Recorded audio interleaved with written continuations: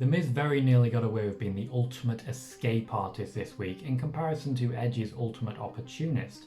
He wove his way through the rules like an expert, escaping Bobby Lashley at almost every turn. With all that, and a bad day for Naomi, Shayna Baszler, and Elias, it's time for your WWE Raw review. My name is Tom Colohue, and please don't forget to click like and comment on this video. That helps my numbers massively and I'd really appreciate it. The show opened with the return of Drew McIntyre in a long promo segment also involving The Miz, Morrison, MVP, and finally Sheamus.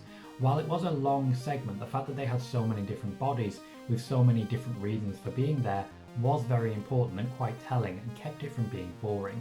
This was followed by McIntyre versus Sheamus, putting on a near 30-minute match that was incredibly physical, Sheamus hitting McIntyre with knees repeatedly. It was the most strong style match we've seen on WWE for years and years, and I really enjoyed it.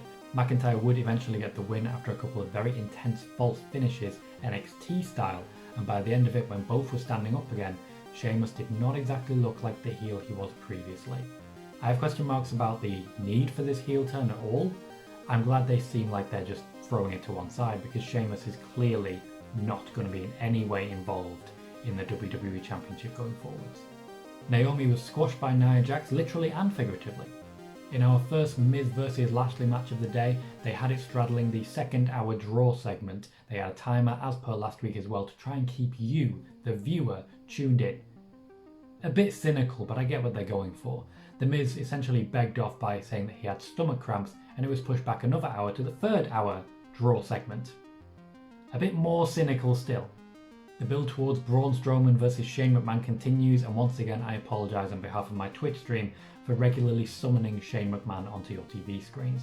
This week they announced during the match between Sheamus and Drew McIntyre that Braun Strowman and a mystery partner would face off with the Hurt Business members Cedric Alexander and Shelton Benjamin. This was originally non-title, but when Shane McMahon was getting involved, he made it a tag title match for Braun Strowman and Adam Pearce. Braun Strowman, as usual, refused to tag in Adam Pearce until Shane McMahon got so far into his face that he for some reason did so. He had the match won, however Adam Pearce came in, was rolled up and immediately lost. Shane McMahon's going to get destroyed. I'm there for that. Damian Priest genuinely took 15 minutes to beat Elias. This wasn't a good moment for anyone. Randy Orton was interviewed by Kayla Braxton backstage, and this is where the elements of voodoo that have been played up recently really came to the fore. Alexa Bliss appeared on the screen behind Randy before essentially turning into a ganger or a doppelganger, a creation of the Fiends undoubtedly that will be speaking for and to Randy Orton. It may also be a joke at the expense of Tom Cruise's deepfakes. What would you do if you could make Randy Orton's face appear on yours? At the beginning of the third hour in this draw segment, we did get another Miz and Bobby Lashley segment. A WWE Championship match did take place. And the Miz ran for his life. It was fantastic. Tomorrow I'll be uploading the highlights and funny moments from a full watch party that I did on Twitch for WWE Raw. And in that you'll see how much I enjoyed this, because I was pitching beforehand that The Miz should literally get into the match, wait for the bell to ring, and then scarper. That is literally exactly what happened. Bobby Lashley was furious, The Miz was smart, he's not a dumb heel by any stretch of the imagination. He got away with it.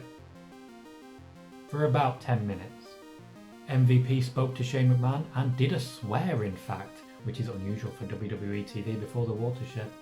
MVP and Lashley were demanding that The Miz be returned. Shane offered to strip The Miz of the title and give it to Bobby Lashley. He very much publicised this so The Miz would hear it, so instead of going looking for The Miz had to come looking for him, which he did, returning to Shane to essentially say, yes, in the main event I will defend the championship again. Despite legitimately losing and retaining the championship previously.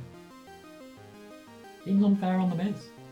Charlotte Flair essentially opened the feud with Asuka by standing in the middle of the ring and saying, hey, I want to face Asuka at WrestleMania. As is Charlotte Flair, she will get what she wants. Charlotte would face off with Shayna Baszler. Before the break, she would be demolished by Shayna Baszler and Nia Jax.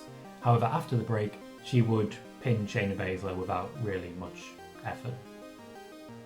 Not a great look for Shayna Baszler.